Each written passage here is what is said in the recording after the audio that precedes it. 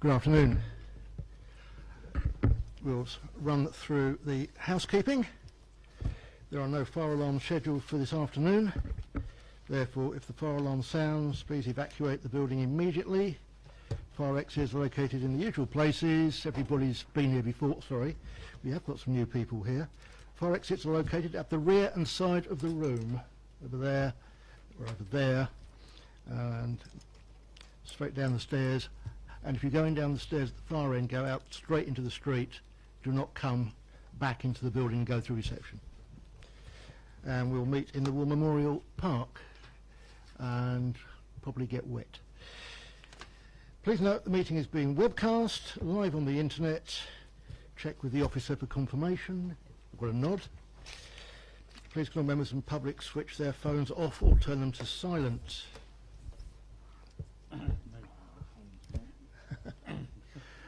Apologies for absence and substitutions. I have apologies from Sean Keating, and Councillor Sherlock is replaced by Councillor Goodison. Are there any declarations of interest? John, is it the usual one?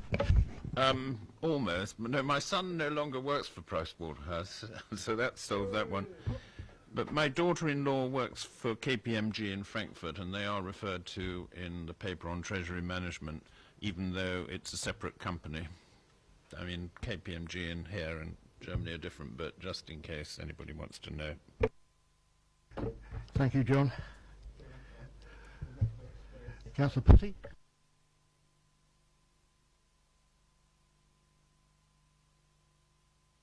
This is on the grounds that you're a magistrate, and don't be too happy to lock us all up.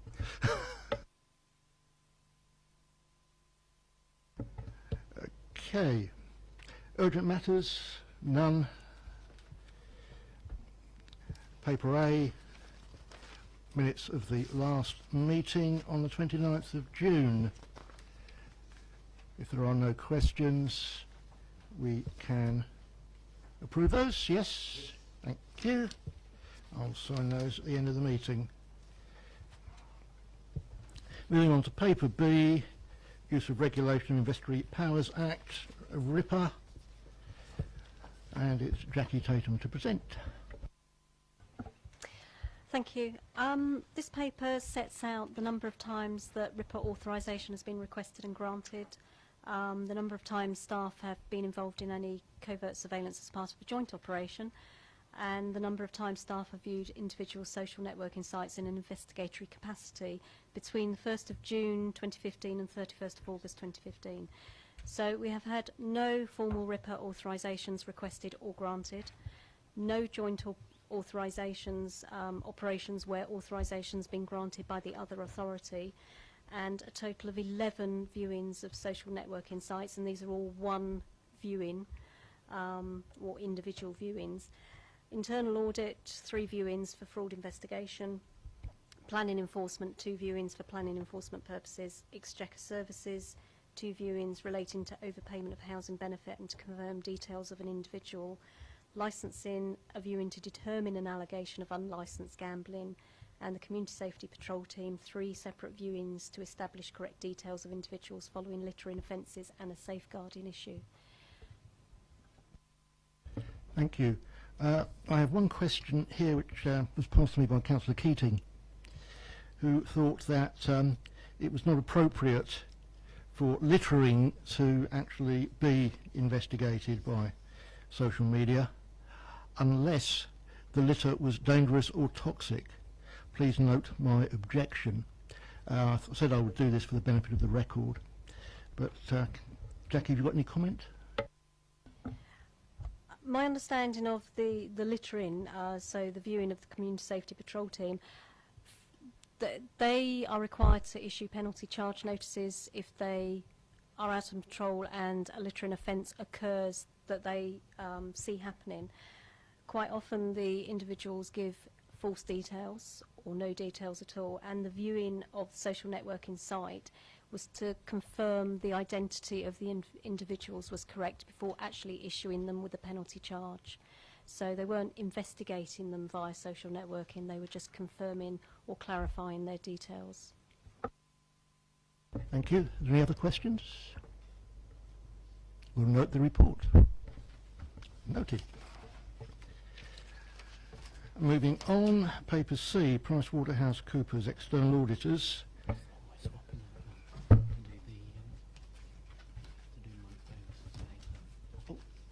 My apologies, I'm just being told that we've been asked if we will move forward item 10, property management, so we can release the officers to do better things elsewhere.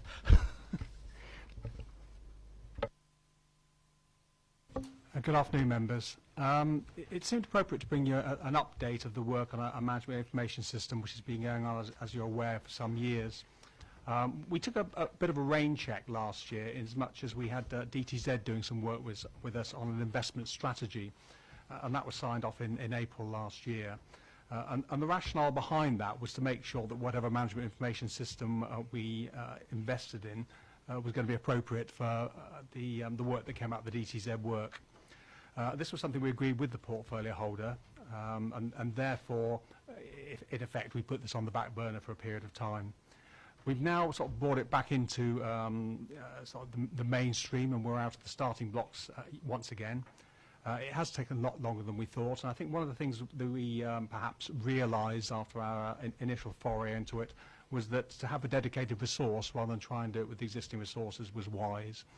So as part of a restructure of the property services team middle of last year, a post for a project manager to implement the management information system was brought on board, and Amanda joined us in February this year. And this paper brings out some of the work that she's been doing in the period that she's been with us. It's probably reasonable to say that to date we haven't done nothing in terms of automation. We've got most of the records on board for Uniform, which is a standalone database. We've got Information and Work, which is our document management system, which now is getting towards 39,000 documents on there, including all our live leases.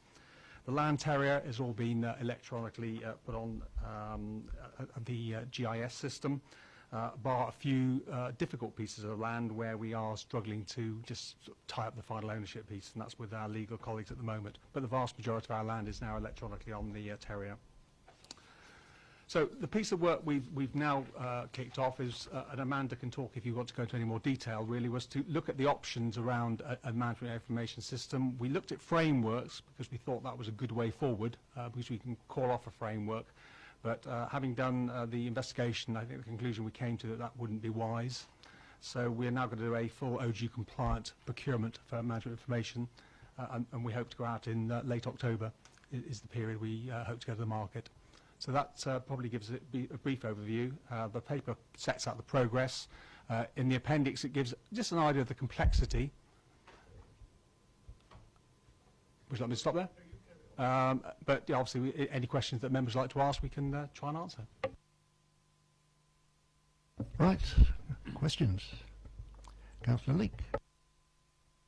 Mike has sort of touched on it, but the only question I had related to paragraphs, it's on page 168, which was 3.8.2 and 3.8.3, and not being very technical, I hadn't a clue what the framework was or what the OJEU compliant procurement would, how that affected it. Sorry.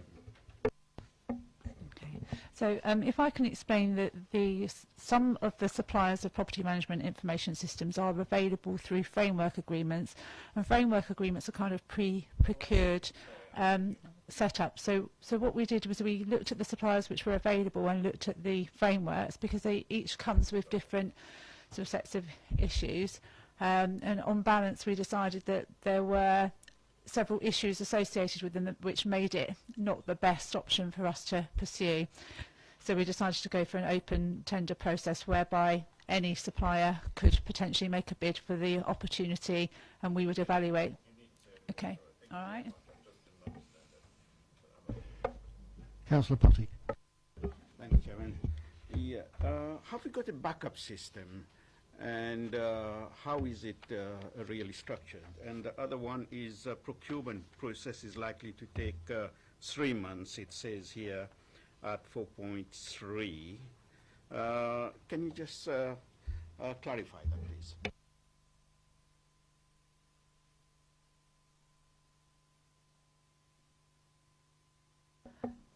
So just to answer the first point in terms of backup, I mean currently property services are using a number of different methods of managing their information. So as Mike's already mentioned, we've got the information at work, we use the uniform database, and officers will keep currently are keeping several spreadsheets of different information.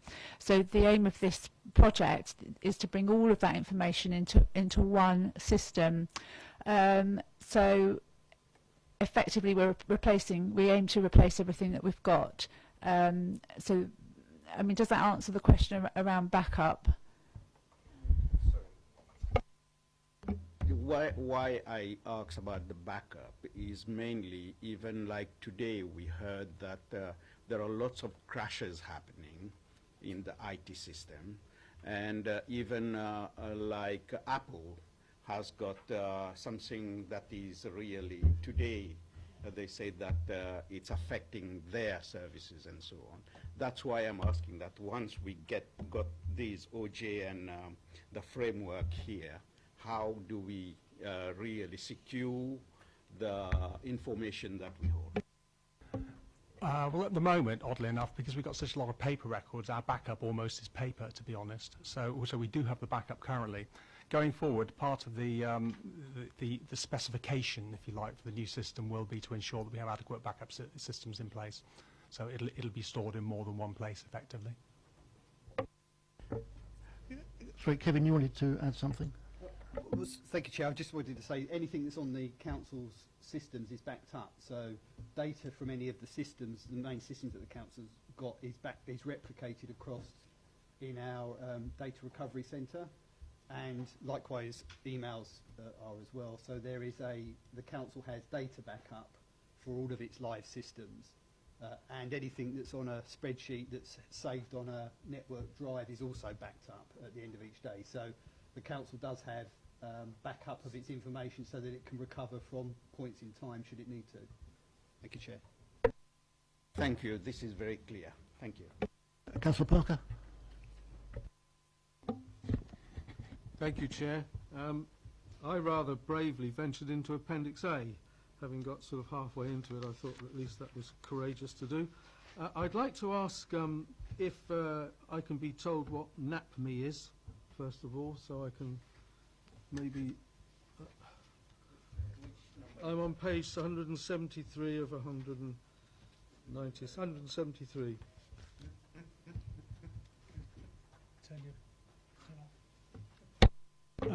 NAPME, it's run by SIPFA effectively, and it's a set of benchmarks used for managing property. So it just enables all local authorities to use the same benchmark. I think that it's moving on, it's still developing, but there will still be sort of that or equivalent benchmark, so that different authorities, particularly in the operational side of assets, where you're managing operational portfolios, you can compare the way you manage your assets compared with other local authorities. So it's a benchmarking system, really. Councillor Leake, I have your hand up again. Oh, sorry. Oh, sorry. Councillor Parker, was it supplementary? It leads me into on that particular aspect that Mike's touched on, which I was wanting to ask was, earlier in the report it mentions that we tested against other authorities, like authorities, but there was no indication as to which authorities we did test against in terms of what we might want to, what system we might want to have. It would be interesting because earlier in the report we're advised that ours is a very unique situation, 12th in the country for size, and therefore I wondered which authorities we did actually look at. Hopefully not Winchester or Southampton. It would probably be somewhere appropriate. What we did was we looked at other local authorities and the way that they're using property management information systems, accepting that they're not necessarily, like us in a sort of a mirror-for-mirror way, but that we would be able to draw quite a lot of knowledge and information from them based on their experience of using framework agreements and of using property management information systems. So I spoke to several on the telephone, and I'll just have to remember back. So there was Sandwell would be one, Brighton, Eastbourne, Reading, so several around, some in north, some down south, and then in particular we visited Surrey County Council and we visited Waltham Forest District Authority as well. So what we did really was, gather a lot of information from them on how they're using property management information systems, what the issues were for them. Some were using them via a framework, some were using them where they'd openly procured, and so we gathered information from those that way. If I could just add, it's worth just pointing out that on the frameworks there are actually very few options available. So there's quite a wide range in the market as a whole, but through the framework agreements there's only 2 frameworks we found, very limited numbers. So who you could actually go and talk to was relatively limited. The county have done a joint framework along with Surrey. Their estates team are still at relatively early days on using that particular piece of software, and hence the reason we went and saw Surrey. Councillor Leake. Mike, you said earlier that your backup is still largely paper. I recall 10 years ago, Bruce Batting used to walk around with the Black Book, which was all the information you had. Is that still the case, that we are still dependent upon the Black Book? And if we lost the Black Book, would we still have the paper that you need for the backup? Well, we do have the Black Book, but we don't use that too much anymore. Most of it's now on uniform, to be honest, and on spreadsheets, so it is a lot easier to keep. But we kept the Black Book because it's kind of a nice memento, really, isn't it? Really. It's one we all remember well. Councillor Tilbury. Yes, thank you, Chair. Yeah, I think my concern is looking at the, if we look at Appendix A, the list of requirements on there, it does seem rather long, and I think the sort of experience of, obviously there isn't an off-the-shelf system, so anything we've got to do has got to be modified, and every time you add stuff in there, all the dealings I've had with these in any company I've worked at, where the minute you start straying away from their sort of standard database sort of systems, things start to go hideously wrong, and and look at the amount of information we got on there, and we do have quite a unique property portfolio, very unusual, but I mean that's a bit of a concern to me. Is there any likelihood you can get most of these things on there? Because there seem to be quite a lot of reports asked for in here. Yeah, I know some of it's sort of optional, but I mean there were literally pages and pages of it, isn't there? I mean, this was really to give members an idea of the sort of complexity, if you like. From our point of view, it's a checklist that we can look against, and I think our expectation is to take something which is not quite out of the box, but we don't want something bespoke either. The logic of that being that if most people can manage it in a particular way, we just need to have a look at our own processes and and see whether we really need to do it that way. So in terms of reporting, I mean, basically, most modern systems will report most things that they hold within the database. Whether you do it through standard reports or whether you export it to Excel, it's a choice really. But I think this, if you like, this was trying to give us a feel of what our important things are, because we won't get everything we want, but what we want to try and do is prioritise the things that we think are key and critical to us, and the things that perhaps are less so. Oh, and the other thing is, we recently had a sort of presentation of the Sovereign Housing Association. They got quite a powerful system, similar to like our GIS, but far superior, and it works. It's really good. And of course, they've got that. I mean, I can't. Obviously, they're not actually. Well, they are actually quite big now. But a lot of the large housing associations are looking at large numbers of assets, and theirs can be quite complex. I mean, is that another area that they may be able to help with? Because it's different, but it's in a way similar. It's sort of, they are collecting rent, they are having to manage the properties and all that sort of thing. Whether that may be worth speaking to some of those, because we tend to look at it as a council, but they, having dealt with them over many years, quite a lot of them have got quite a grip on this sort of stuff now. So I think the thing with that is that they tend to have residential properties which have particular property systems to manage them. With commercial properties, you have different sort of the detail of it is a lot more, obviously. But I mean, again, certainly happy to have a conversation with them. See if there's anything to learn. We're happy to talk to anybody, really. Councillor Parker. Thank you, Chair.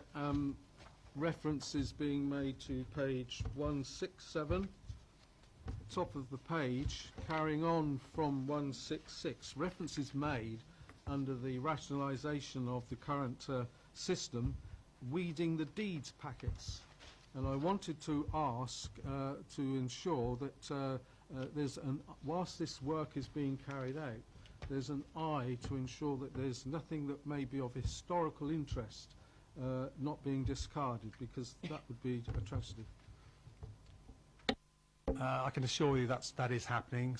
We've got a list of all the items that need to be kept in the deeds packs, and they're being done, very, very methodically, but by definition that is quite slowly as well.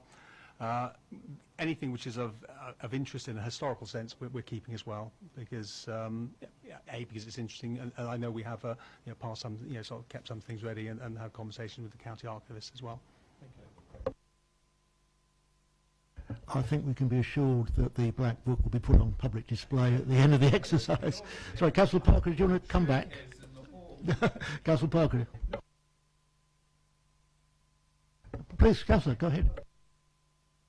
Thank you very much. Yes. On page 181,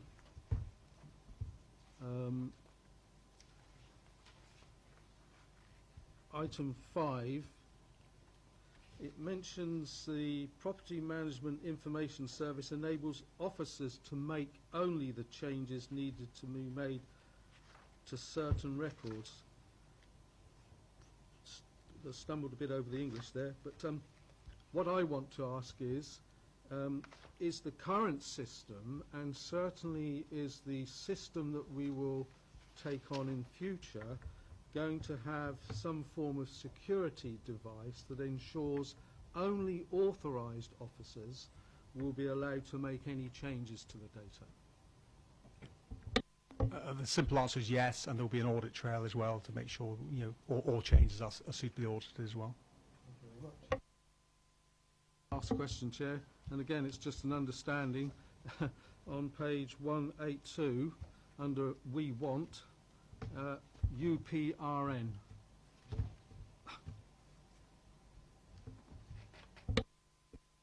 Sorry, the UPRN is the Unique Property Reference Number, and basically that's part of the sort of effectively the GIS, the Geographical Information System, whereby you can identify any piece of land or building in the country actually by a unique property reference number, and therefore by tying information to that it gives it a spatial location to data.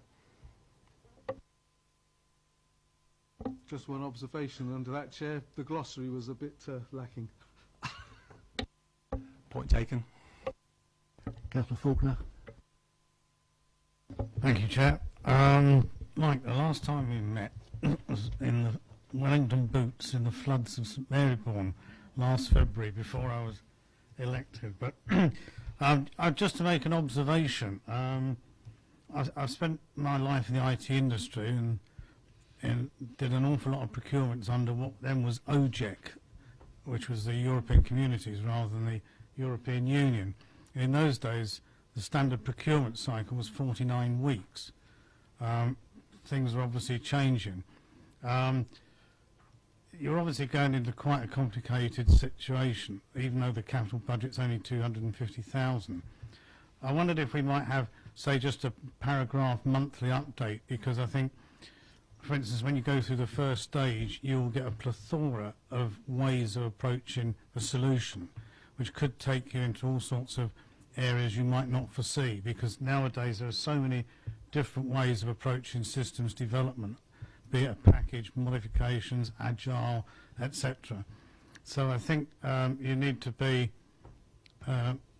aware that things may go not the way you think, and just keep everyone informed, because what you are doing is complicated, and I wish you all the luck. I guess in some ways, having talked to other local authorities, I don't think we met anybody who said it was a smooth ride, to be honest. So I think we do acknowledge that it's going to be quite tough in some ways, yes. So some sort of monthly update, to Kevin or whatever else. To know how you do it, really. I'm not sure. Monthly, internally, the project team will be reporting monthly through the operational lines. We're quite happy to keep the committee updated at suitable points, if that's preferable.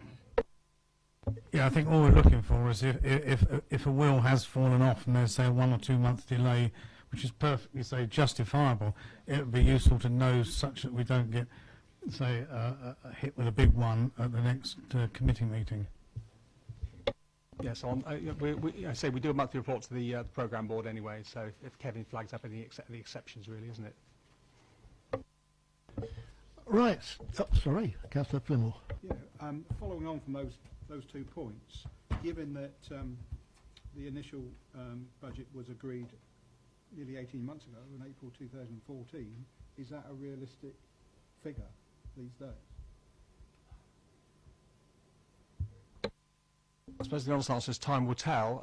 I think in some ways things have changed in the period of time as well, in that virtually all systems now seem to be rental. So in other words, rather than paying a lump sum up front, you effectively license them on an annual basis. And the big chunk of money up front usually is around the installation and sort of the training that goes with it. And that's kind of what we found in the market. And I think that's been a change over the last couple of years. Okay, we're asked to note the report. We certainly welcome the report. Sorry, got Councillor Putty still to speak. Sorry, thank you, Chairman.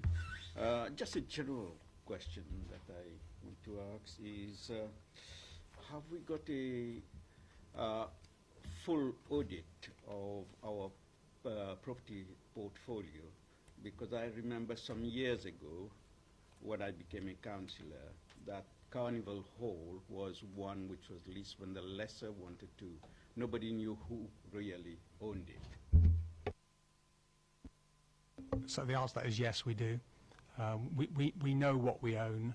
There are a few, as I said earlier on, there are a few pieces of small parts of land where we are still in discussion through the land registry to make sure we can register them, and that's ones which came to us through slightly unusual routes like the Enclosures Act or something like that. Apart from that, we know what we own, yes. Is that it for questions? Thank you. Right, well, we welcome the report. I wouldn't say it's long overdue, but it's certainly been awaited for a long time. You've been talking about monthly updates. I think if we were to be notified of any exceptions as they happen, but get a report back at our meetings so that we can just see that things are progressing on a regular basis. Report noted. Thank you very much, Mike. Thank you, Amanda. You may leave us.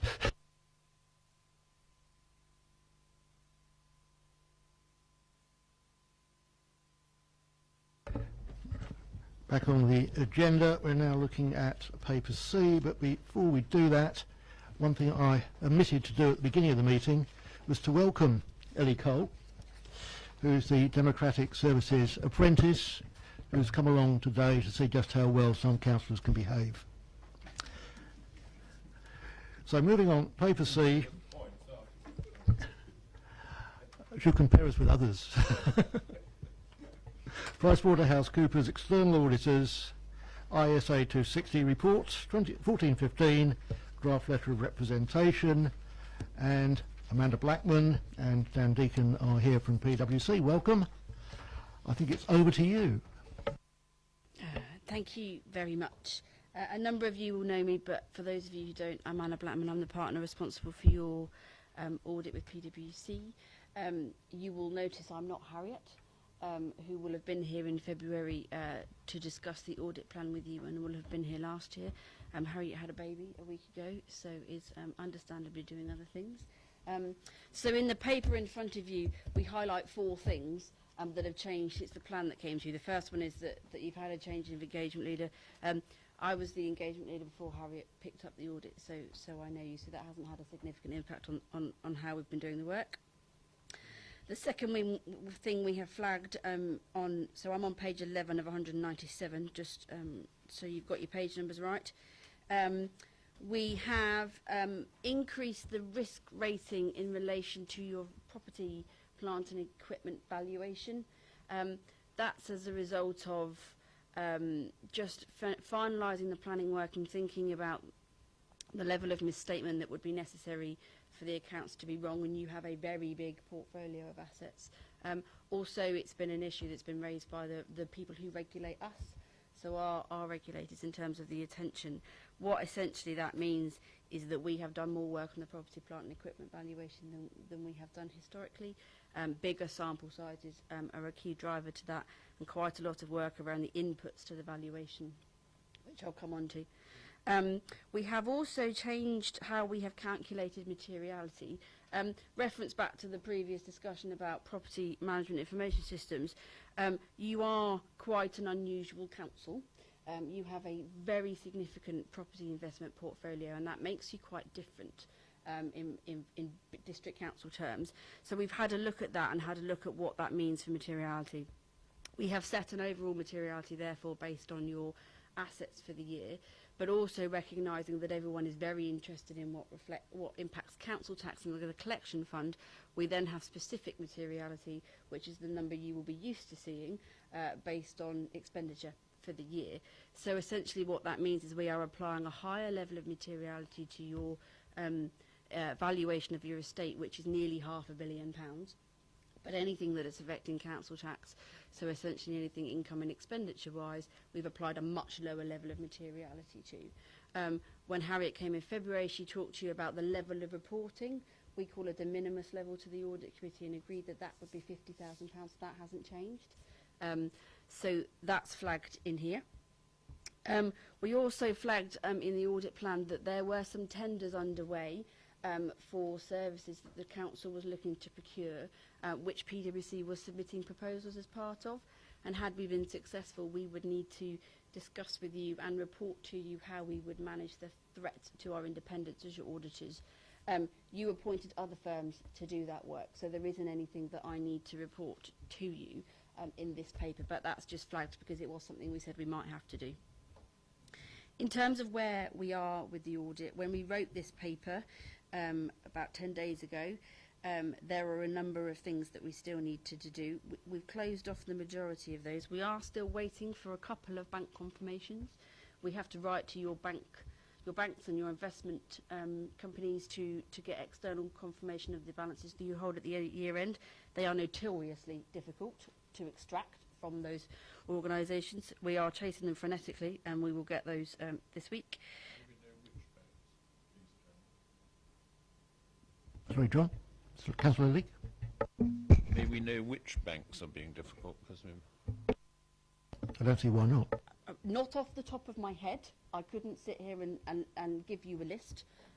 If you would like a list, we can write you a list, but I would be wrong to sit here and try to attempt to name them, because I knew at a point in time, I don't know hand on heart where we are right this moment, because it's a bit of a moving feast. But if you would like that information, we can provide it. We were, when we wrote this paper, still waiting to do our pension testing. So the pension fund has its own auditors, not us, which is EY. They do some work on our behalf. We have since had their reports on the pension fund, and we've worked through that, so that item's cleared off. Testing on the valuation of the property, plant and equipment, so the non-current assets. As I said, we're doing a lot more work on that this year than we've done historically. One of the key things that we're having to do is to understand the inputs to the valuation. And for some of your properties, there is an open market value that it's very easy for the valuer to assess. For others, you use something called depreciated replacement cost, which is what it would cost to build the asset if it burnt down, for example. And that is a calculation of square meterage times a value. And we are doing quite a bit of work around the square meterage, because it is a calculation. It's one number times the other. So both of those parts of that equation are important. That's quite a tricky thing to do. We are working through it, and we think we're nearly there. So we expect that issue to be resolved. So those are the main things, bar sort of your approval of the statement of accounts, the final review of all of the audit work by myself and Dan, and we have to do things like a subsequent events review, so what's happened, since you pulled the accounts together. But subject to resolving all of that, we expect to be able to issue an unqualified audit opinion by the end of the week. In terms of the report itself, I will presume that you've read it, but a couple of things just to draw your attention to. On page 17 of 197, we have flagged on here 3 accounting issues. Not so much issues as items, just to draw to your attention. We do talk in here about your financial investments. You hold a fairly sizable portfolio of investments. We do some work around that to understand whether you have valued those correctly at the end of the year. We have concluded that you have. There were some minor differences, but they weren't significant, so we're comfortable that that value is correct in your financial statements.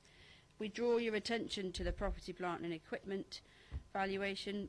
That is the biggest balance in your accounts. It's a very significant balance, as I've said. We are nearly there in terms of closing off that work, and at the moment there are no issues to report, but it is a fairly sizable piece of work for us. The only other issue we've highlighted is around cut-off. It's not unusual for us to find issues whereby you haven't quite got income and expenditure in the right period, and cut-off for us is, have you got income and expenditure in the right place? So if it was expenditure related to 14-15, have you recognised it in 14-15? And if it relates to 15-16, have you recognised it in 15-16? But you'll be aware that you don't always get all of your invoices before the 31st of March. So sometimes you have to make an estimate for expenditure that you've made. Sometimes you'll get invoices that you didn't necessarily expect. We do quite a lot of work to make sure everything is in the right period and that you've made appropriate estimates. There were some relatively minor issues on cut-off. We've always had those issues at this council. They have never caused a material problem. They are there, but they're less than they have been. So every year it's got better. So there isn't really anything significant to say. There are some, what we would say, minor errors, but in the round we are comfortable that income and expenditure is fairly stated. On page 18 of 197, going on to page 19, we have drawn your attention to some estimates that are in the accounts.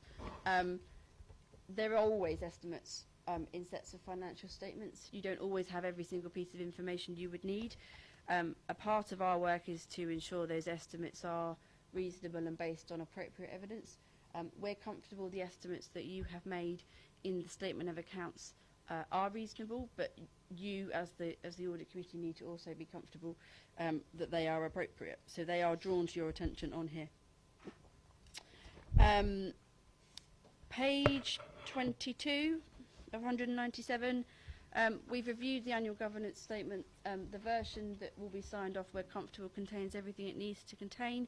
It's not our job to determine if it's an absolutely accurate reflection of the truth. It is our job to make sure it has everything in it it's meant to have in it, and is anything in it contradictory with what we know. As far as we're concerned, it's not.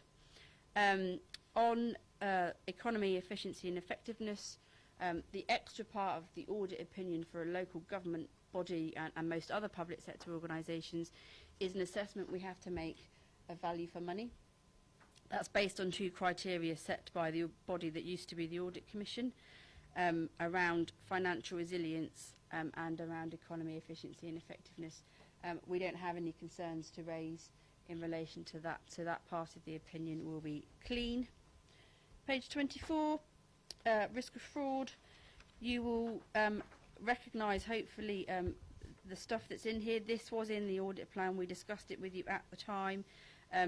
My request is that you reread it, and if you feel there is anything you need to tell me, that you do so. You do also have a draft letter of representation. That's a standard letter that we ask all local authorities to sign. It's a standard practice on any audit. You will have seen it before. So that's all I was going to say, but I'm happy to take any questions anybody might have. Okay, before we open it up to questions, on page 25 of 197, under fraud, in presenting this report, we ask for your confirmation that there have been no changes to your view of fraud risk and no additional matters have arisen that should be brought to your attention. I'm certainly not aware of any. I don't know if any other members of the committee want to raise anything at this point. We asked the head of resources whether... I was just about to. Thank you. No, I'm not aware of any that need to be raised. In that case, can we give the auditors that assurance?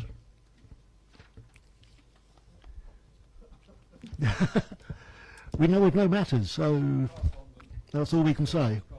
Yeah, you have that assurance. Okay, I'll open now to questions. It's gone very quick. Councillor Parker. Thank you, Chair. And a reference was made to the rebuilding factor on properties, and it was a square footage times, you said, a valuation. Is that, I didn't quite understand, are you saying current valuation, or are we talking rebuilding costs as a value of rebuilding costs? Because I would have thought square footage times known current rebuilding costs would be the way to go in that respect.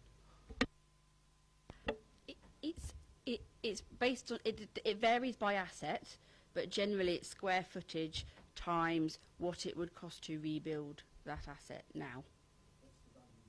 Yeah, so we have looked at both sides of that equation. The square meterage part's been quite challenging. The pounds per square metre is actually easier because there are, you know, relatively standard benchmarks that you use to be able to determine that. So our valuations team have looked at that part of the equation to make sure you're using reasonable pounds in that side of the equation, and we're doing the other work. We're just finishing the bit on the square metres that is the A times B part of the calculation. Anybody else? Under the next paper, paper D, sorry, Councillor Putty. Thank you, Chairman. On page 18, on the income and expenditure cutoff, bottom paragraph, I'm not clear about it. The errors for amounts over accrued were 29k, but the extra polated error of 232k, and it goes on 25k to extrapolated 206. Although this is not materially, it is materially correct, but can you just explain to me about those errors and what do they tell us? Of course. So just to explain what over and under accrued means, if you have over accrued, that means you've got too much expenditure in 2014-15. So if you made an estimate, that estimate might be a little bit too much. Or you've got expenditure that actually relates to 15-16 and you put it in 14-15. So you've got too much in 14-15. If you've under accrued, it's the opposite. You haven't got quite enough. So when we do the work, we often find some amounts that you've got too much of and some amounts that you've got not enough of. So that's why there's a net error in here. So if you net them all out, it comes to only £4,000 different. The extrapolated error part is because we can't test everything, we have to do a sample. We pick a sample, and then if we find an error, we apply that error rate to everything we've tested to understand if that error rate were applied to all of your transactions, whether there would be a material difference or not. And actually what we've determined is that there wouldn't be, which is why we've been able to conclude that it's materially okay. The other question is there any areas of risk that we are running? In relation to something specifically, or any areas?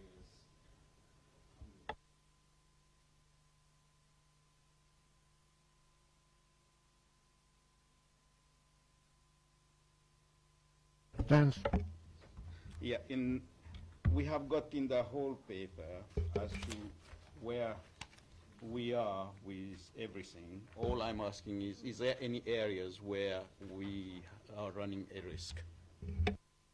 so I completely understand, are you talking about where you're carrying financial risk for the future?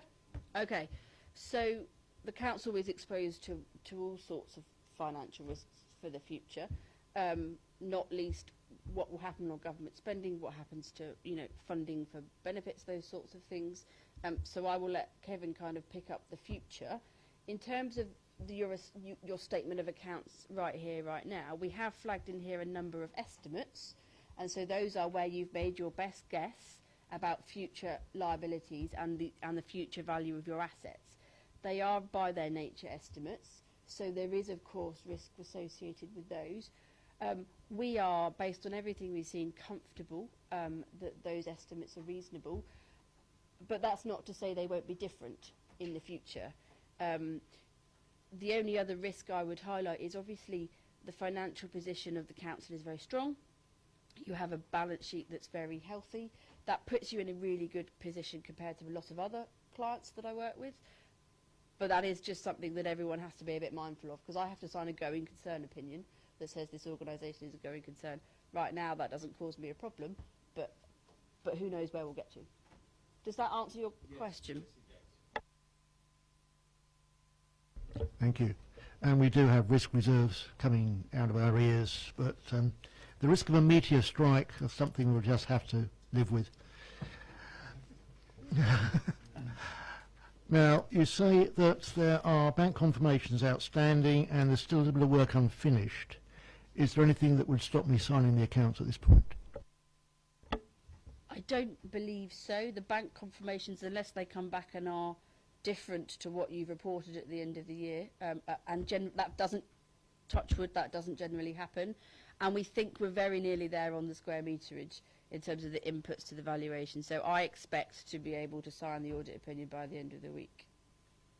Thank you.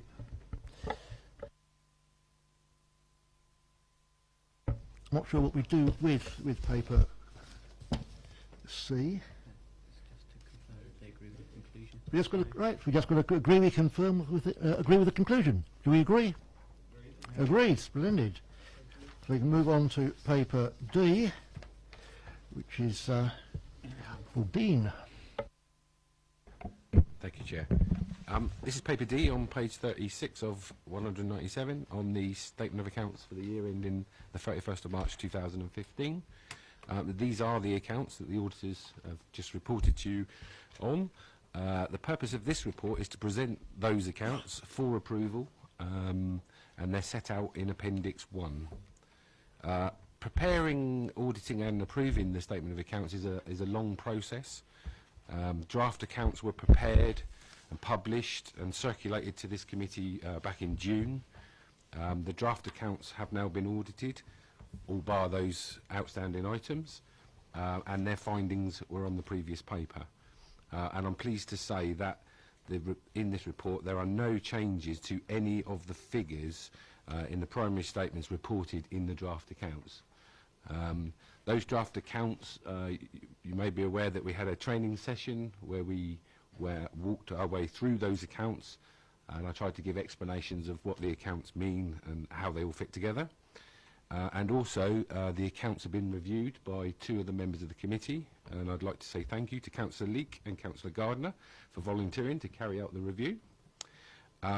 So with the auditor's report, no changes to the numbers from the draft accounts, the reviews that have been carried out by the members of this committee, all of those should give you some or the necessary assurance that you need in order to approve the accounts for the year ending the 31st of March 2015. And I'm pleased to say there's a 10-page glossary on pages 55 to 55 to 65. So if you've got any questions, I'll do my best to answer them. Right, I would remind members that we do have from PwC Local Government Accounts 1415, top questions for members to consider when approving the accounts, which is also in the handbook, which I spoke about earlier. This was issued earlier, so you've had a chance to go through it. I've looked through it, and I'm quite happy that I can give positive answers to all the questions. Do I have any questions on the accounts?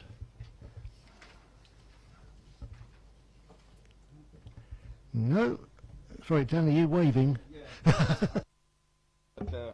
with this question, it just at page 43 of 197, at 20, risk issues. It's saying there are reputational and legal risks associated with failing to issue, approve and publish the accounts in accordance with statutory requirements and timescale.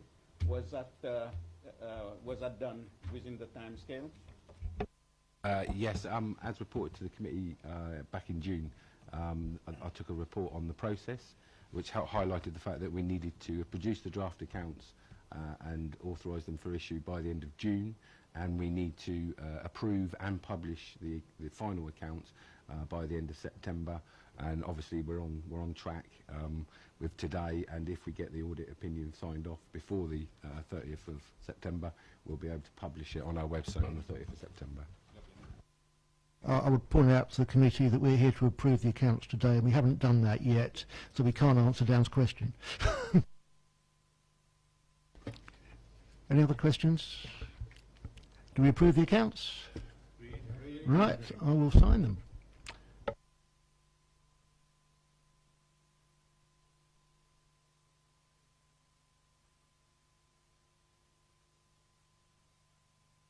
No, John, you didn't.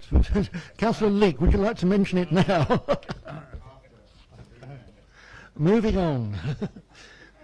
Paper E, Treasury Management Monitoring Report. Once again,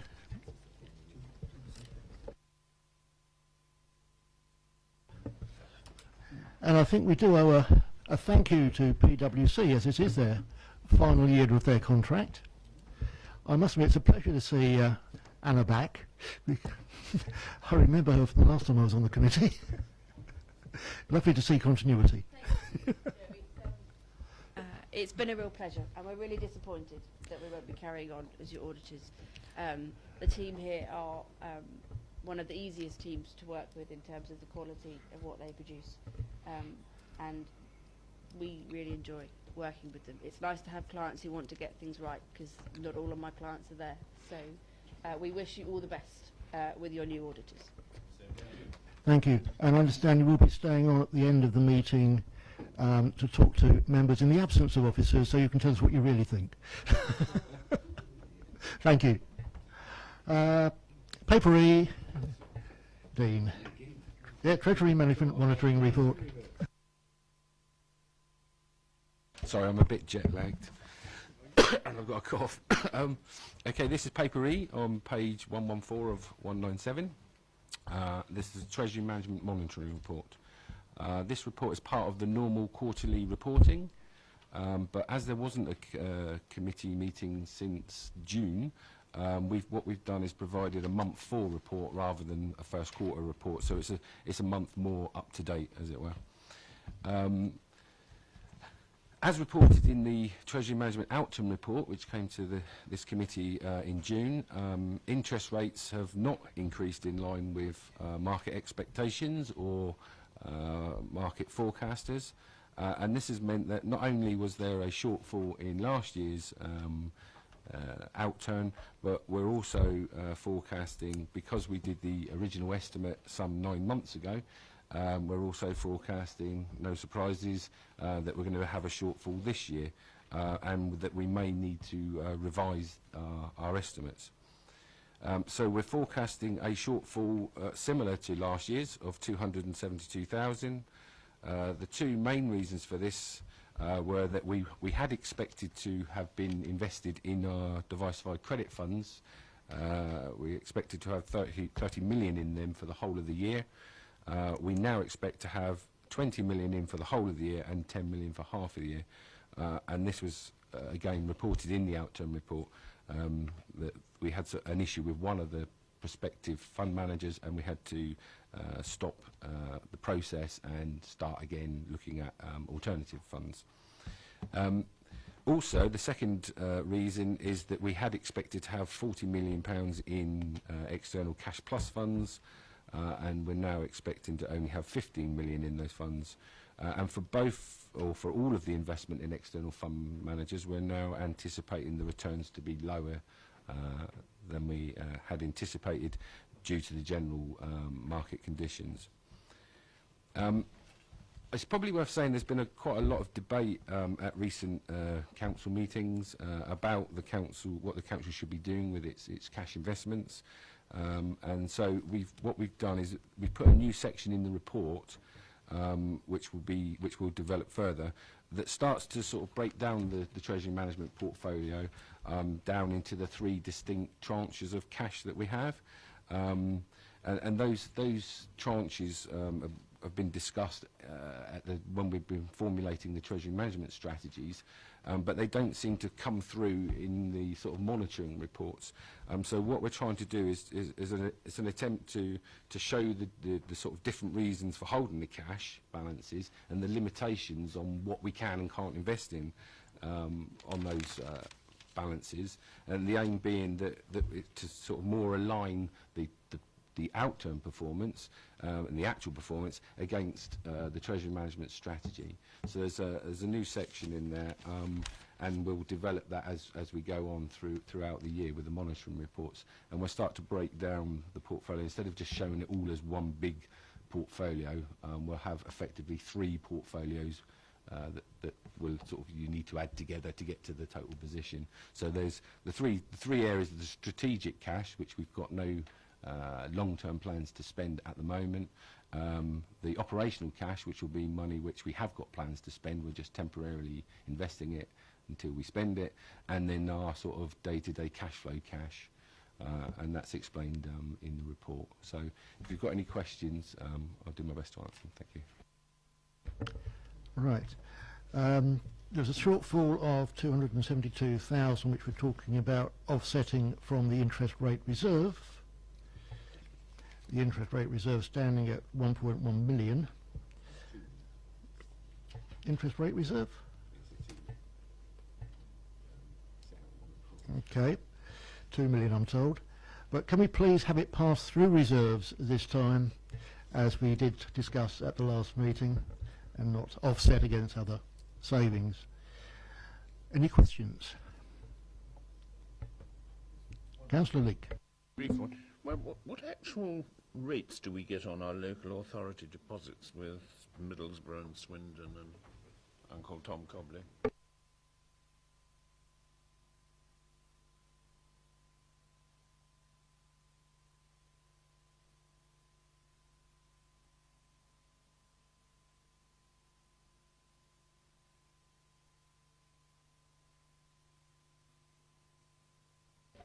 Yeah, we're not actually showing the yields on those.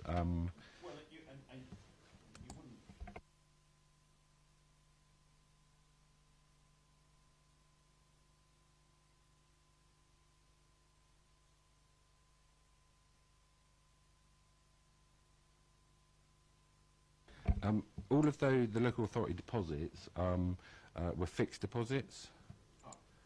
So they're all at a fixed rate, and I can let you have the rates if you'd like to know, but they do vary depending on the term.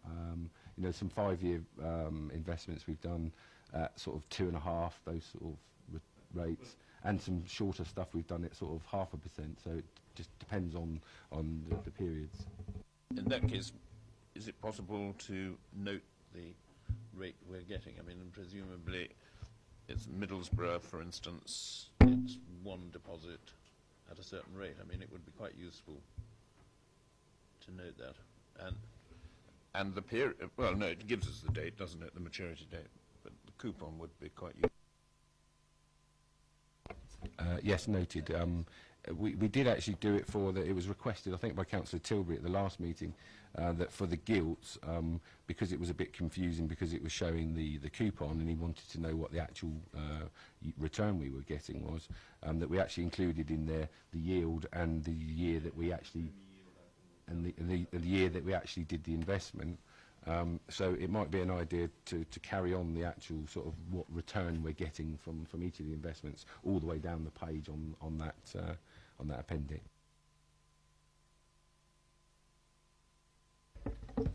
Thank you, Chair. I just wanted to establish on the diversified funds, what was the date of investment? We've got the M&G Alpha and the M&G Total Return. How long, what period are we now talking in terms of our holding on those?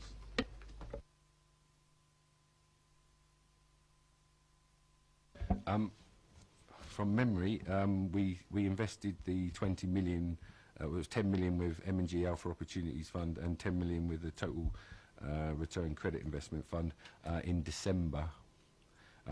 Last December. So they'll be, sorry? Oh yeah, it was invested during December, but one of them we were advised to do it in small tranches throughout the month. So we did a little bit of investment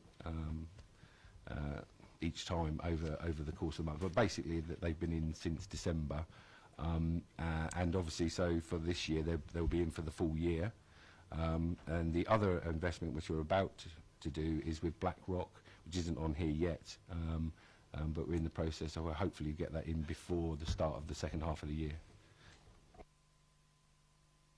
Thank you. Councillor Parker? And in view of the fact that these are newly invested funds, are we keeping a close eye on the performance in that short-term period, particularly when we're looking to make an additional sizable investment? Yes, I mean, these particular funds are, in our strategy, we decided to use these funds for some of our strategic cash, so we are taking a longer term view on these funds. They're very volatile, they go up and down, but over a longer period we expect to achieve the sorts of returns that we were anticipating. So looking at these funds in the short term isn't a particularly helpful thing, but obviously the timing of when we go into the funds is quite important, and we're in contact with KPMG, our advisors, in terms of whether or not whether it's a good time now to go into the BlackRock fund, or whether we should do it in a phased way in order to spread the risk. And their advice has been that we should be phasing it, the investment, so that it reduces the risks. Yes, I understand the short-term, long-term implications of the investment.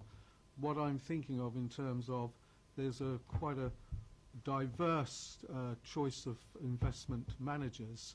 We're being recommended particular funds.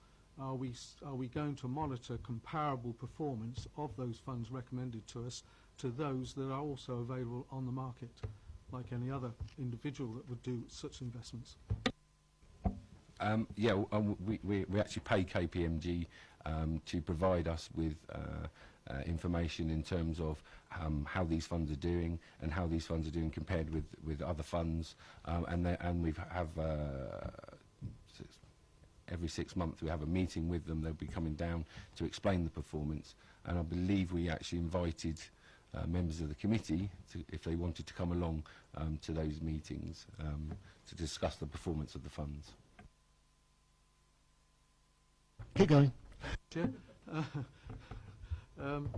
Yes, and it was something I would have dearly liked to have gone to in terms of if that was fund specific, but there might have been a reason. Would there be any possibility of that information being shared with members of this committee in a form of a table? Yeah, absolutely. The monitoring reports, what the plan is to have an appendix in the monitoring reports on each of the funds showing their performance. At the moment, it's so early in terms of our investment that we don't actually have. We've had 1 quarter's performance from one of the funds. One of the funds only reports quarterly, the others report monthly, but we've only had one sort of formal reporting from KPMG, because what they'll do is they'll look at that fund, they'll understand the fund manager's performance better than we will, and they'll produce a summary which we can then incorporate within the regular monitoring reports. So you'll get a separate appendix within these regular monitoring reports that will come to this committee at each time. You're reaching. And when is the next monitoring report due for us? That'll be the half-year report, which will be in November. Councillor Parker, did you want to be at any meeting that's in November when that's presented?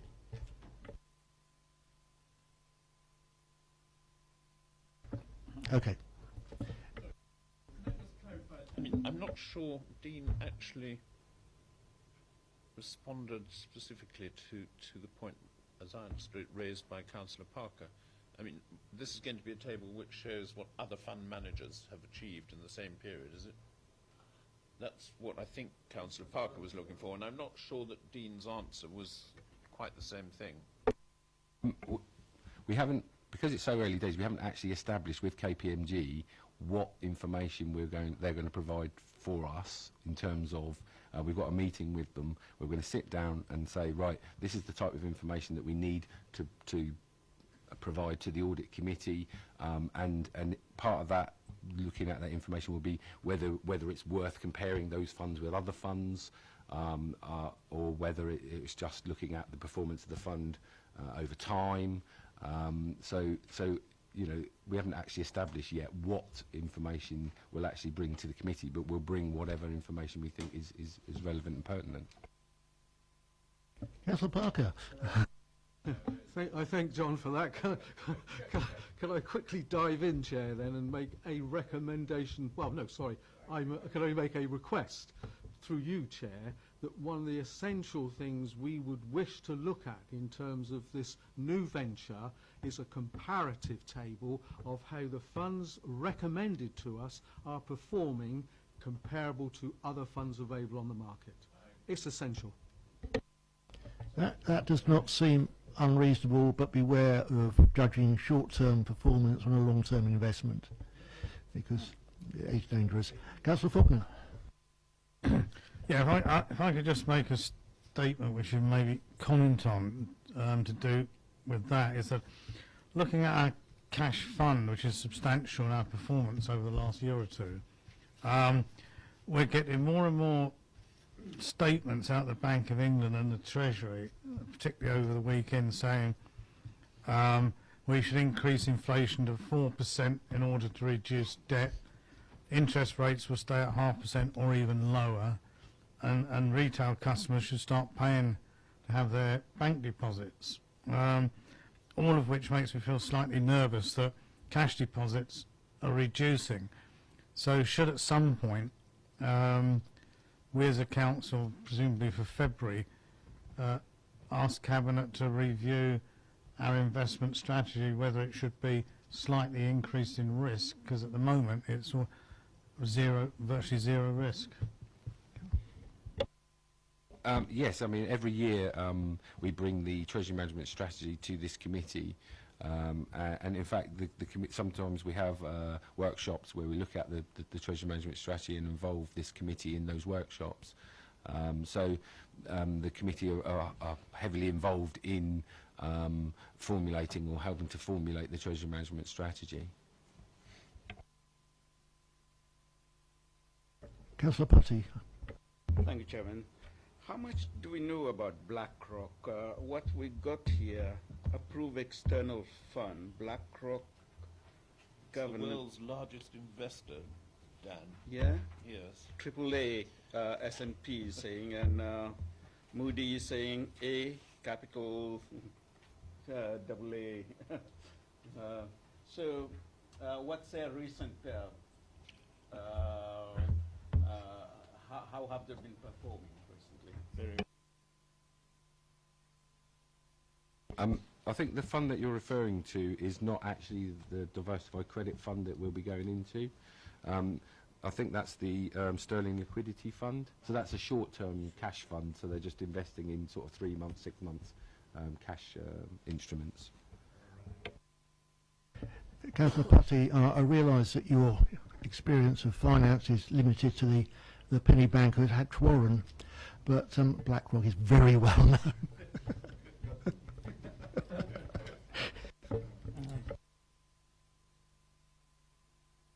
Any other questions, or can we just note the report? Sorry, Councillor Parker again. I'd just like to say at this stage, I did attend a couple of the events that Dean put on, and I'd like to thank him for that with the advisors. I found this time round they were a particularly good format, and thank you for that. Thank you, Councillor Parker. Report noted? Yeah. Noted.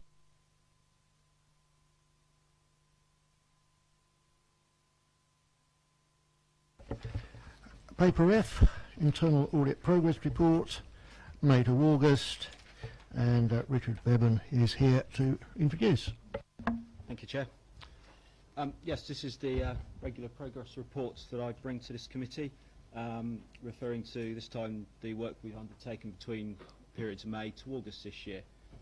Report is in the same format as it's been for about a year or so now, starting with paragraph 4.1, which where I list out the levels of assurance that we give for all the audit assignments that we undertake, going from full assurance down to no assurance.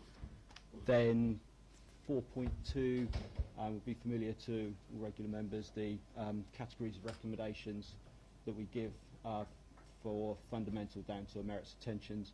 But for the purposes of this committee, as you know, we just report on the fundamental and significant issues.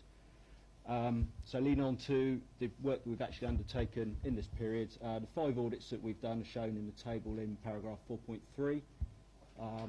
So the 5 there, happy to say that there you can see there's 4 with substantial assurance and 1 with full assurance, and no fundamental recommendations that have arisen, which is very reassuring. Leading on to the recommendations which are overdue, I think for the first time in my 6 years here, I can report in paragraph 4.4 there's no overdue fundamental recommendations. We've been able to get all the ones that were overdue cleared, and referring to significant recommendations, we only have 6 that are listed as overdue, but there is an update to the significant recommendations in Appendix 1, which is on page, I forget which page it's on now, page 139. There's a recommendation 3.17, housing benefit recovery of overpayments, taking appropriate recovery action for a member of staff with an unpaid invoice benefit overpayment. That's now complete. That money has now been repaid, which is good. So the only other bit is the summary reports for the reports that we've completed are shown in appendices 2 to 6 on the report, and appendix 7 is the remaining recommendations, which again, I don't know if it's just a quiet spell, but we have not such a huge long list this time in that appendix. These are the recommendations which are not yet overdue, but obviously will be on our radar in the coming months. So that's it really. Happy to take any questions you may have. One point though, that when we look at the fundamental recommendations which are not overdue, one of the reasons that they're not overdue is because the completion date's been put back. We look at the original date of the recommendation, it was some time ago. Which is why we have had the presentation today. It's good to see that of the 5 reviews you carried out, they're either full or substantial. The only question I would have is, with 4 significant recommendations, you still give a substantial clearance. I would have thought with 4 significant, you're verging on, can you really give substantial assurance? A good question. This is where, yes, this is the business continuity one. And basically that really comes down, there is no hard and fast rule where we can say 3 significant recommendations equals a limited or unreasonable, limited or less. So it's our judgment really. I think with this particular one on the business continuity, there is there's no table which we apply the rules to.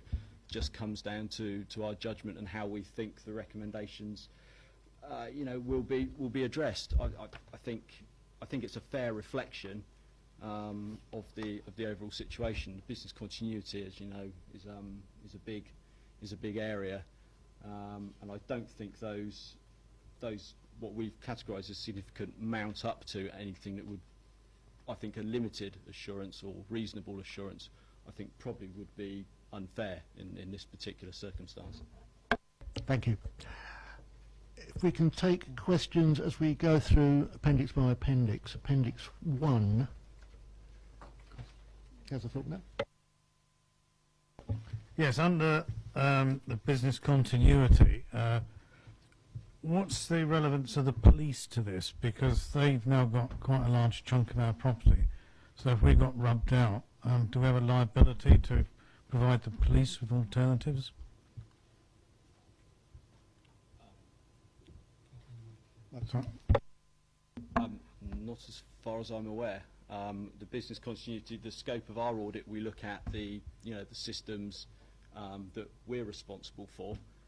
So everything from Mike was here earlier talking about the property systems, all the spreadsheets, all the network drives and everything that are basically backed up at the Beresford Centre. I'm not sure if there's anything in the rental agreement or whatever we have with the police which refers to business continuity. Happy to find out for you, but it wouldn't be within the scope of our audit to actually look at our duty to the police. Thank you for that. So, Appendix 1, are we happy? Yep. Appendix 2, property rents, full assurance.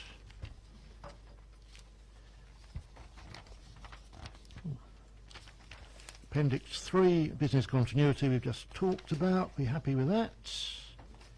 Appendix 4, public health burials. Appendix 5, Worting Road Cemetery.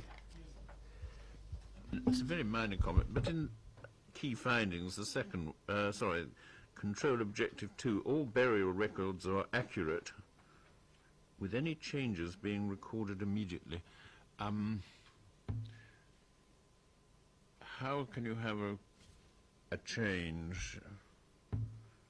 I mean, how does a change arise? I mean, once somebody's been buried, they're buried. I think resurrection is a possibility. Yes.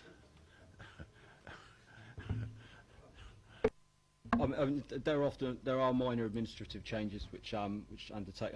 Fortunately, there aren't too many exhumations. I think that's probably the main example. I think in the time here, we've probably had 1 or 2 exhumations.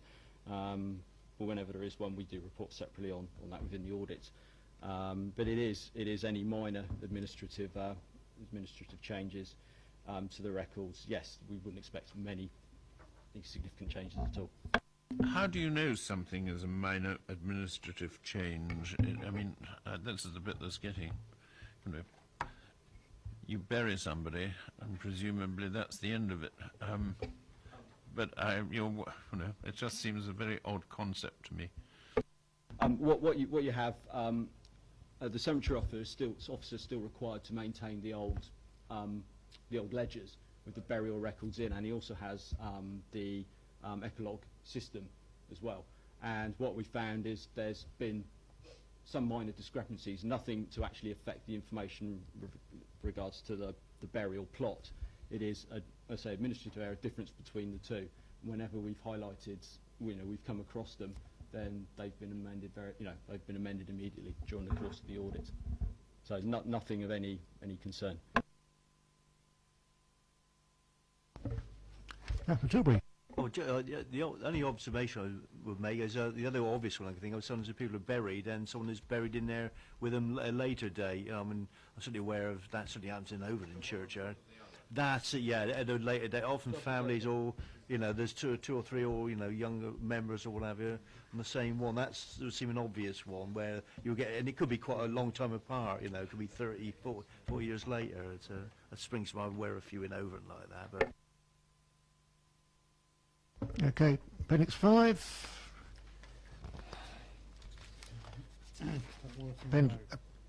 Appendix 6, income yes, Councillor Faulkner. Yeah, a quick comment, if I may, under Control Objective 5. It's the bit which says responsibility for memorial testing and safety within the 7 closed churchyards. I'd just like to make a plea.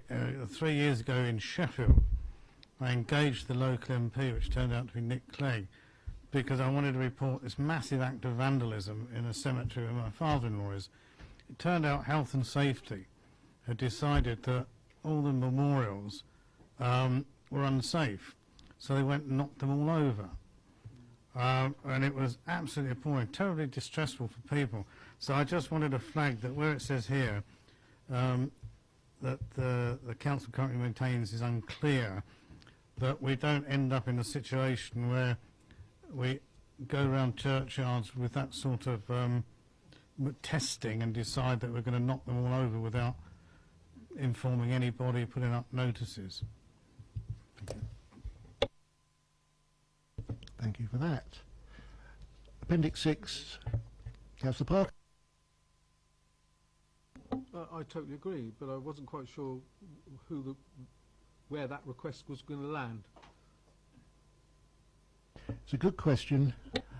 I'm not sure who's in a position to answer that, but Richard. It will be obviously the manager which the cemetery officer reports to, and the current restructure is within the operations team.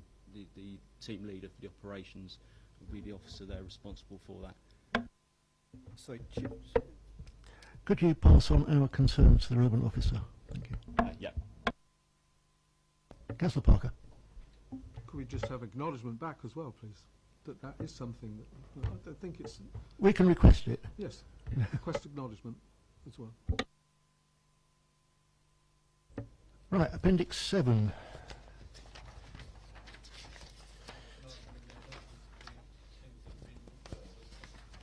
Yeah. I think we can note that. So we can move on to paper G. We've done that one. Sorry, paper H. Yes.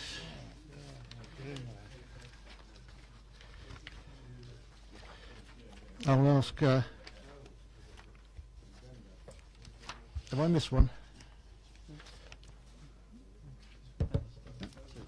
That's right, paper H. And it's Kevin to present. Thank you, Chair. This is the report that the committee asked to be brought back on the future options for the ethical principles panel. Members may recall that full council passed a resolution forward to this committee. The report sort of covers that resolution, invites the committee to agree that its work has been completed now that the investment strategy includes a statement of the council's approach to ethical investing. The report does highlight other options for members, which include either agreeing that the work has been completed and therefore there's no need to take any further action. Members could agree that the Audit and Accounts Committee has concluded, the Audit Committee's work has concluded, but refer any wider issues to the Policy and Overview Committees, or the committee could conclude that its work hasn't completed in this area and look to re-establish the Ethical Principles panel with terms of reference. Thank you, Chair. If we look at paragraph 3.3, Audit, Governance and Accounts was asked to develop a statement of ethical principles which covered investments, which we've done, financial matters, commissioning practices, procurement and grant funding, which we haven't. Now, in terms of whether we've actually completed the work we were asked to do, I think the answer probably has to be no, we haven't. Whether we can is another question. The question I'd like to ask Kevin is, if we were to carry on with this work, where would the resource come from to do it? Because as I understand it, we were supposed to be getting a graduate trainee, which hasn't happened. So there is no officer time available to do it. So Kevin, if I can just pass that to you. Thank you, Chair. I think I would just point out that other areas of ethics are covered already within the Council's constitution. So the Council's constitution includes elements of officer and member conduct. Those are the Audit Committee receives the annual governance statement each year, which reviews the whole areas of governance, which include the Council's general public ethics. I'd also point out that the existing procurement and contract management strategy includes principles that state, for example, encouraging suppliers to adopt environmentally friendly processes and supply environment-friendly goods and services as part of their corporate social responsibility agenda. So I think in terms of where there are gaps, the gap was in the Treasury Management Strategy, and the committee has looked at that and dealt with that. In terms of resource, yes, there isn't a dedicated resource. Obviously, if members choose to pursue this, then we would need to look at finding and resourcing that. When you say finding a resource, you mean prioritising, because obviously the officers we have got are already tied up with programme work. Yes, exactly, Chair. Yes, we would have to reprioritise existing workloads to support the panel. Councillor Parker. Thank you, Chair. I have to say I was viewing this paper with considerable trepidation, and I was hoping that at this juncture John was going to say he had to leave and go home early, because I've lost my ally in terms of Sven's counterparty. Am I asking questions? At this point, are there any questions you want to ask? Yes, I do. Thank you. But in order to do that, Chair, I'd like to read out the response to my question to Council, to the portfolio holder, which was answered by Councillor Tate in the absence of the committee, the portfolio holder. This was a pre-advised question to the portfolio holder for Council. And it was asking why there has been such a delay in continued support for this panel. You've touched on it. And the response was, officers felt that they did not have enough resources within the time available to develop that solution properly. The offer was made that with a graduate trainee arriving shortly in June, that person would be an excellent choice to undertake that role as a lead officer. This would give the opportunity for new thinking around this new topic, and therefore it was appropriate to accept that offer. Therefore, my presumption, Chair, is that the work was not completed, as you've also agreed yourself. So my question to the officer is, what's changed that allows us to get to the first recommendation of this report? What's happened in his world that evidently hasn't happened in mine that allows us to have a report that comes to this conclusion that the work is completed? Thank you, Chair. As I say, my view would be that what has changed is in having reviewed where the council is in terms of the reference that was made by full council to the committee. It was around applications of practices and bring forward principles and practical steps. In terms of reviewing where the council is and where the gaps were, there was very clearly a gap in the, as you are very well aware, there was a gap in the Treasury Management Strategy. The Audit Committee has filled that gap. Full council have agreed a statement that goes into the strategy. That's reviewed every year.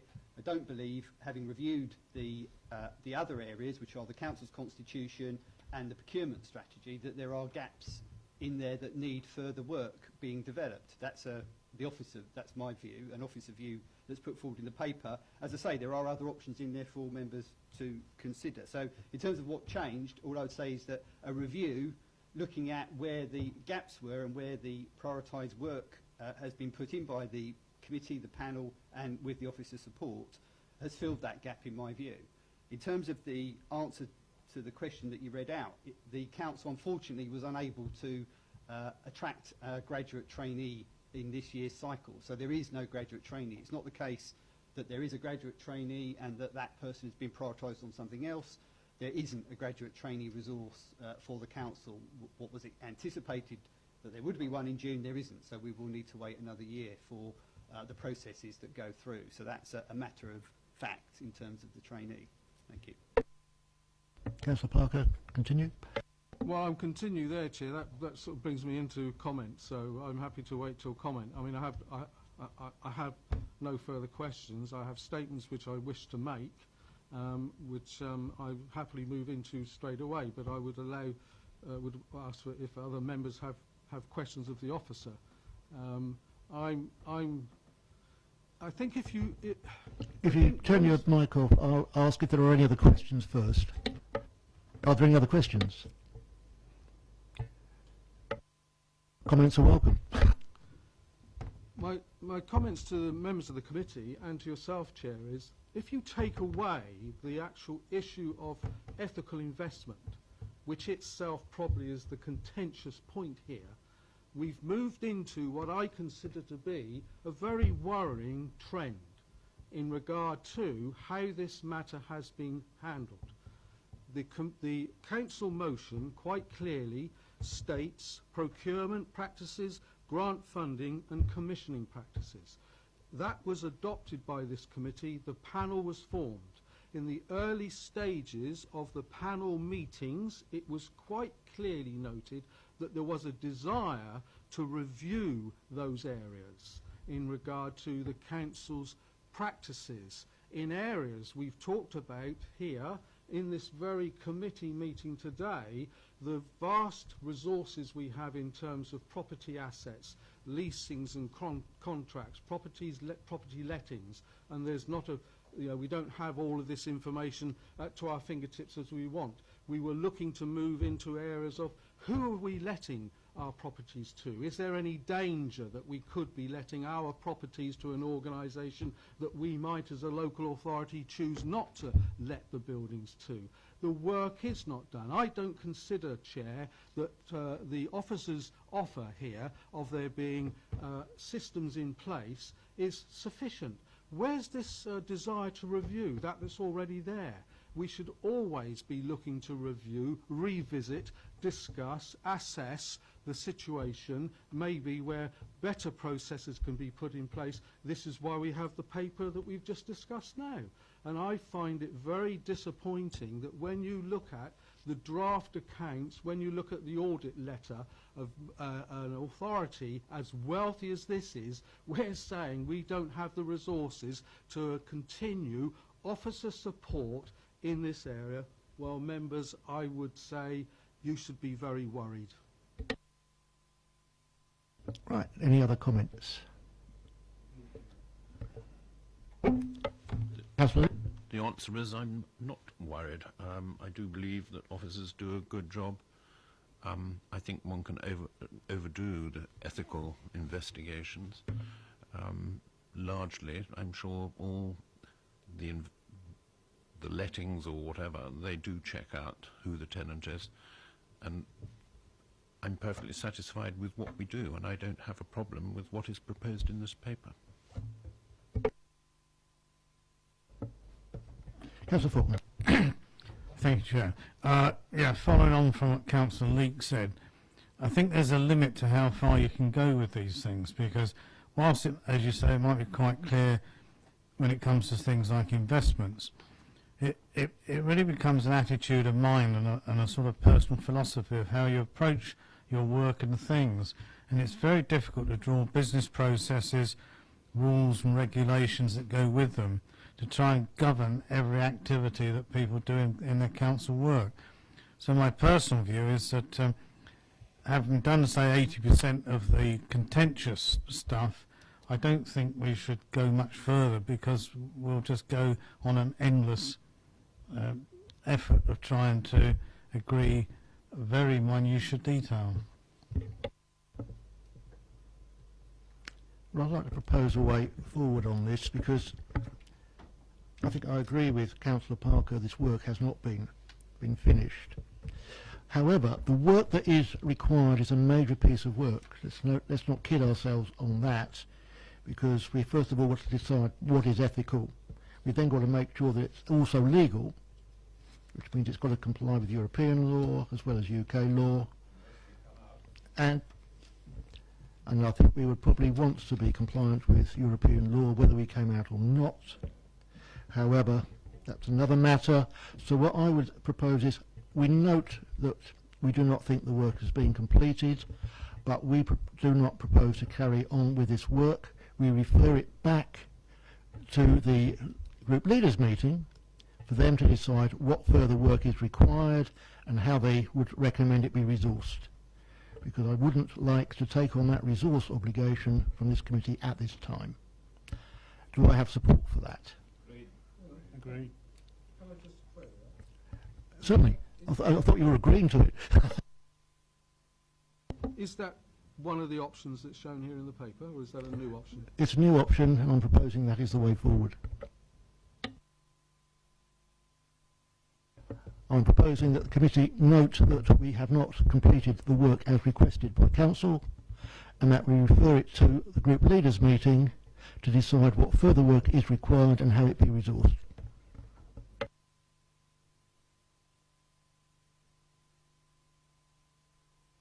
Those in favour? Those against? Carried.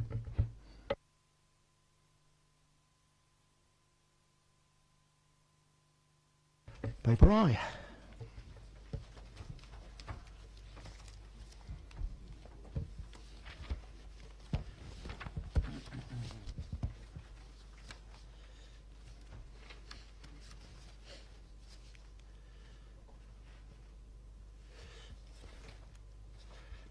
Which is the Audit and Accounts Committee Work Plan. No officer seems to be taking responsibility for this one. Kevin, did you want to pick it up? I can do, Chair, yes, thank you. So this is it's got the standing provisional items for each of the meetings. November, obviously, it's got the Treasury Management, as we talked about, the various regulatory things, risk management update, which will come to the committee, updating the key risks and corporate risk register. The PwC, the final audit letter, will also be in November.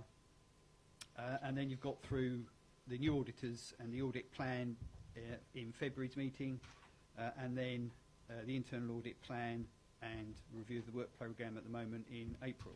So those are the key elements in the current work plan. Thank you, Chair. Any comment on that? Councillor Leake? Yes, Chairman. I have mentioned this to Kevin in the past, namely that in I think the county and certain southern districts have a joint internal audit program. They have I can't remember quite what it's called, but you may be able to help me. I may be able to. Well, should I finish what Yes, I... go for it. And I'm not being critical of our internal audit department. It's nothing to do with that at all. It's just that, just as with auditors, they have experience of auditing similar organisations, and therefore they learn things from those other organisations, and they bring that to their review of ours or the next one or whatever. And I suspect that the same happens with this internal audit in the south, that they do get experience of similar problems at other districts or at the county, and I think they do either the police or some other organisation, and you're going to tell me shortly. And it may not be appropriate for this committee, but I do think we should be looking whether we might benefit from having wider experience that might come from a joint internal audit programme and not rely solely on a limited team. I mean, they must have some specialisation in the south, and there may be chaps who look at fraud, there may be chaps who look at whatever, and I hope you might expand on that. But I would like us to look at that, because I am concerned that we are, it's a very good team, but there aren't a lot of them. And I think we might benefit from greater experience, and that's really all I wanted to say, and whether that's something we might consider, or a paper might be prepared on that subject, but I'd be interested to hear from. Kevin, is this an area that you would consider a paper on? Yes, certainly we can consider a paper. And I would also point out, I think when we were looking at the internal audit plan, or certainly the review of internal audit, there is under the new code of practice for internal audit, there is a sort of a best practice requirement, I think every 5 years, to get some external review of your audit function in effect. So that was an area that we'd flagged up, didn't need to occur this year, but would be revisited. So I think that, plus what Councillor Leaker said, we can certainly produce a report that gives options to the committee.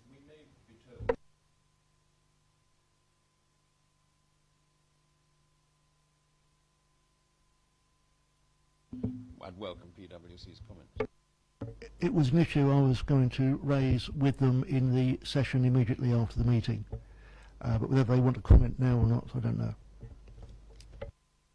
I'm happy to comment if you'd like me to. Kevin is right. The new public sector internal audit standards require you to have an assessment, an independent assessment of the effectiveness of your internal audit function at least every 5 years. So, as Kevin has said, there is a mandated requirement for that to happen, and that is a good time to look at what service are you getting and does that give you everything you need.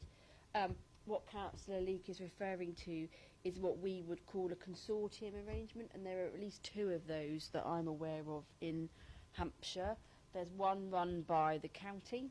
So Hampshire County Council employs a number of internal auditors and provides an internal audit function to a number of local government and other organisations across Hampshire. There is another smaller consortium that works across some of the districts, kind of Fareham, Gosport, kind of mid-Hampshire way.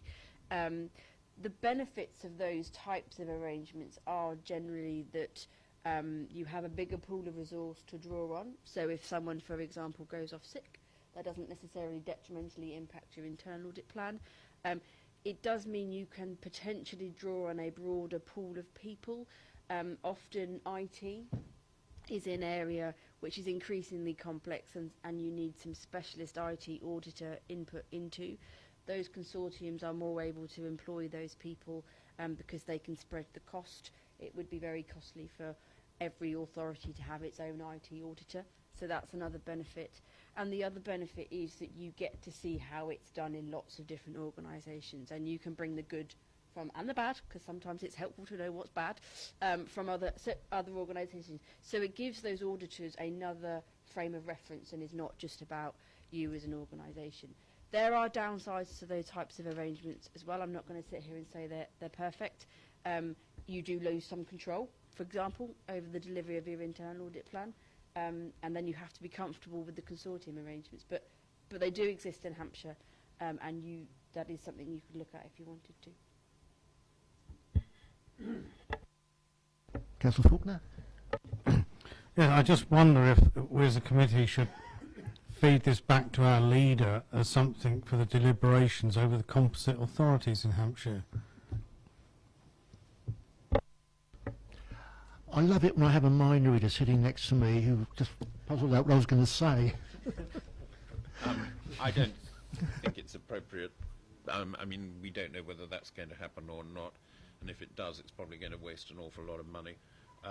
Frankly, I would much prefer that we considered as a committee whether or not it might be sensible to go into a consortium or not. I mean, it might be poo-poo, but I do think it's something we should certainly consider, because I can see benefits, and I'm sure there are downsides as well. So I don't know enough about it, but it did occur to me that it was something that I should raise and that we should consider. It's the depth of experience, I think, that I'm particularly interested in. Thank you.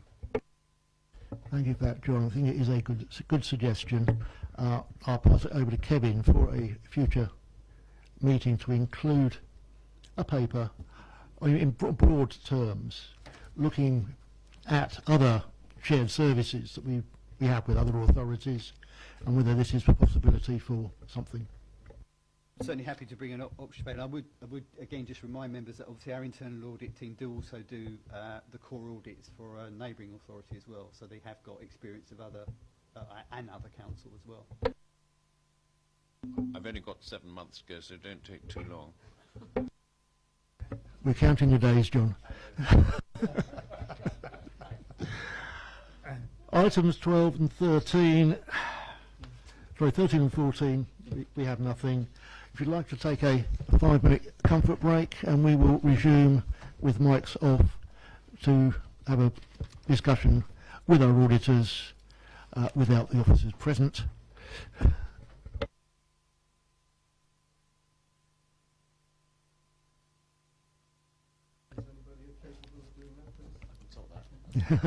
And the meeting closes at 3:45.